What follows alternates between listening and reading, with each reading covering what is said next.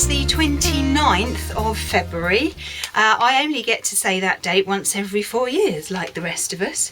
What I'm going to show you today are some herbs, and I'm also going to give you a quick update on the herbs that I sowed a little while ago and I've been growing on the windowsill in the kitchen.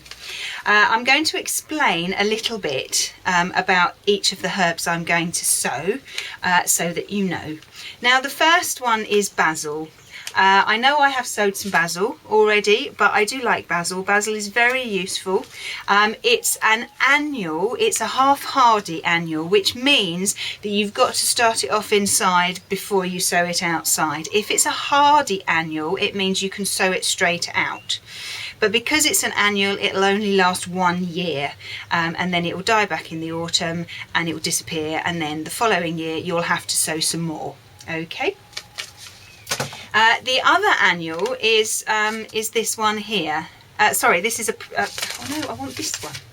The other annual is this one. This is coriander. Coriander is a fabulous annual. A lot of people use it in curries, but it's also wonderful in any, to be honest with you, fresh herbs in any dish. Just give it just a boost.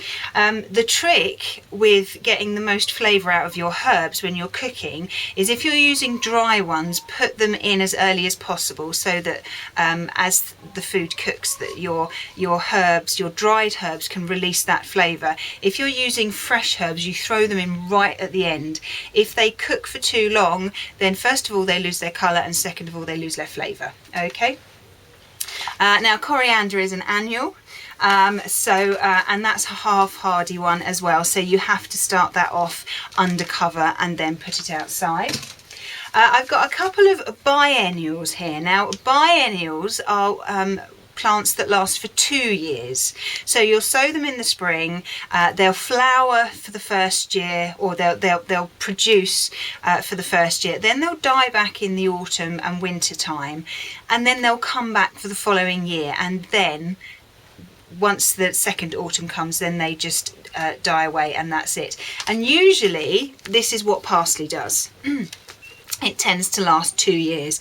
My parsley that I sowed last year is just starting to come back up again. But I'm going to sow, excuse me, I'm going to sow some more. Now, there's flat leaf parsley and there's curly parsley. It's your entire preference. I think they're both lovely. They have slightly different flavours. I find that curly parsley is slightly stronger. But it's entirely up to you. If you want a mixture of both, I mean, they're just beautiful anyway. So that's those ones.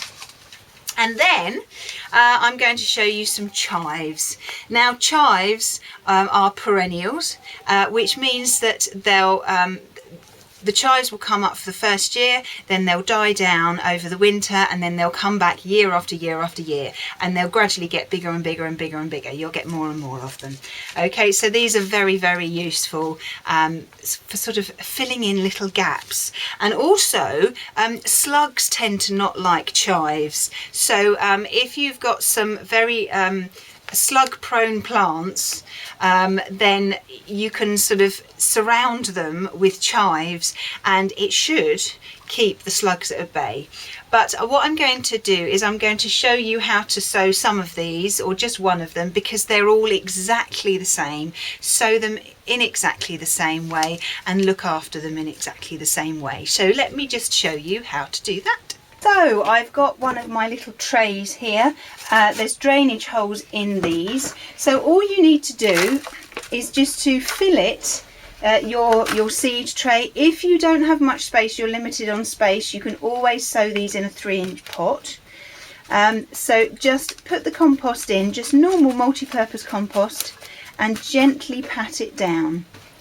Okay. This is quite dry because it's been sitting in the greenhouse for a few days and the sun's been shining, so it's been absolutely glorious.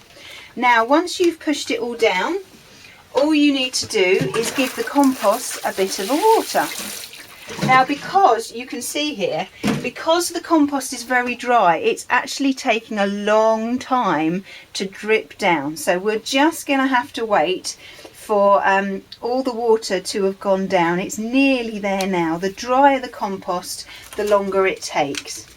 Now I'm going to sow the flat leaf parsley, the giant Italian or giant of Italy parsley in one of these sections, and then I'll sow the curly parsley in the other. Okay, oh, I won't need all of those. Okay, so here are the parsley seeds. They're little sort of long and brown, and all you need to do is to just take a pinch and just sprinkle them across the top. Okay, not too close together, but you know, be quite liberal with it, because parsley, I know that I tend to use it an awful lot, so I want to have plenty to keep us going all the way through the summer. Okay, I have extra little spaces, and then all you need to do afterwards, once you've sown your seeds, is just to put a little bit more compost on the top,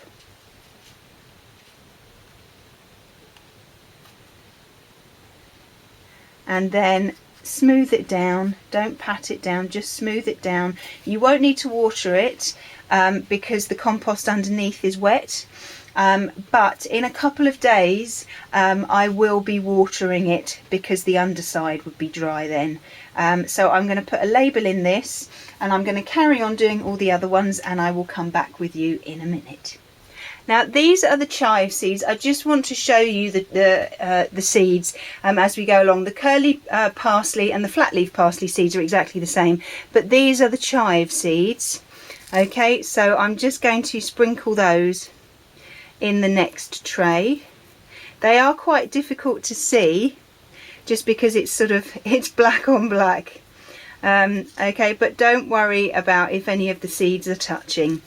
So I'll just cover these up with some compost, and then I'll see you in a minute. Okay, so I've got curly parsley, flat leaf parsley, chives and coriander in there, and I'm going to show you how the ones on the windowsill have fared. Some have fared better than others. Now the packets that you get, I don't know if you remember, but it came in with the base and the compost and all the pots and all the seeds and everything. I think they're a wonderful idea. However, what does concern me is that the seeds sometimes get damp. If seeds get damp, then it means they won't grow. The parsley seems to have done okay. However, it all seems to be on one side, but that's actually doing really quite well. I do have a space here, so I think what I'm going to do is I'm going to add some some basil seeds just in that little space there, so that hopefully once this lot here is finished, then this lot here will start. So I'll just sow those. It's been getting quite warm on the windowsill, so it should have done okay. But I'm not sure if the seeds got damp or what. But these are the these are the basil seeds. So I'm just going to sow just a few, just round here, just to fill in the gaps. And then I'll put a little bit more compost on the top here, just like that. And I'll put those back on the windowsill. Now the parsley,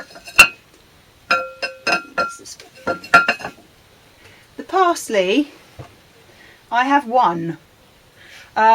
Nothing else. That is the only one that ever came up. As I say, I don't quite know why. So what I'm going to do is I'm going to fill up lots and lots of the space there with some more parsley. I'm going to put in the flat leaf parsley just to make it look so much better. I don't know, you know, there's no dates on these packets when you get them, so sometimes it's difficult. You're not sure how long they've been sitting there for. I think it's just one of those things, really.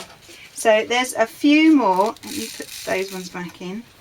a few more flat leaf parsley seeds, because this is flat leaf parsley, it's not curly parsley. Curly parsley is the very, very tightly squidged together one. I'll put a little bit more compost on there and water it when I get inside, because remember there aren't any holes down the bottom, so you have to be very, very careful how you water it. And last but by no means least, the mint. Tell me, isn't that wonderful? Don't you see all of the mint there?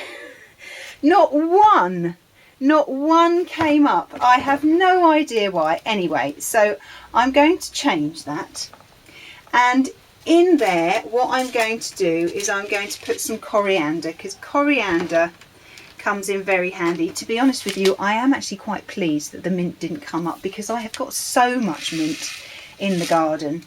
I didn't really want any more.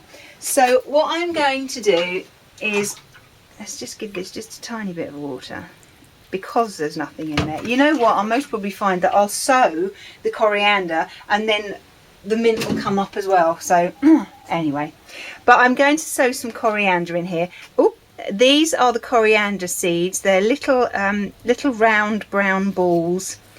Okay, and just sprinkle those on the top, just like that. Actually, do you know what, I'm going to put a few more on. Oh look, I've got a few more left in here. There we go. Oh, one more, because I do like coriander and I find it comes in very very handy. So that's now changed to coriander, so I'll have to have it round the other way, then I don't think it's mint. Just put a little bit more compost on the top, and I will put that on the windowsill along with the rest, and hopefully this will grow instead. But I'll keep you updated on their progress and show you how they get on. Right, so what I'm going to do is I'm going to put a propagator lid on the top of the ones that are in the greenhouse, so the parsley and the coriander and the chives, just to keep an extra little bit of heat in. The days are now getting warmer. As you can see, the sun is shining beautifully and it's really, really warm in here. It's gorgeous. It's about 9 or 10 degrees outside, but it's most probably about 15 or 16 in here, maybe even a bit warmer.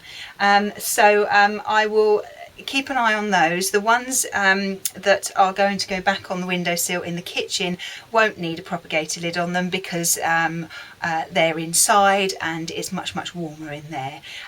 But I will keep you updated on their progress. One thing I just want to point out, which just reminds me of looking at this. If you do grow seeds on the windowsill, you have to keep turning them, because they'll stretch towards the light. These, can you see they're bending that way? It's because the light was over here, and they're just growing towards the light. So what I need to do every couple of days is you need to turn them round like this, 180 degrees. So then they'll stand up, and then they'll start to lean towards the light again. So after a couple of days you then need to turn them again. Okay, so it's just one little thing, otherwise they end up being quite spindly. And if you keep turning them, then they're a bit stronger. Okay, just one little thing to let you know about. But I'm afraid that's it for today. I hope you've enjoyed what I've shown you, and as I say, I will keep you updated on their progress. Well, I hope you found that interesting, and I look forward to seeing you soon. Bye bye.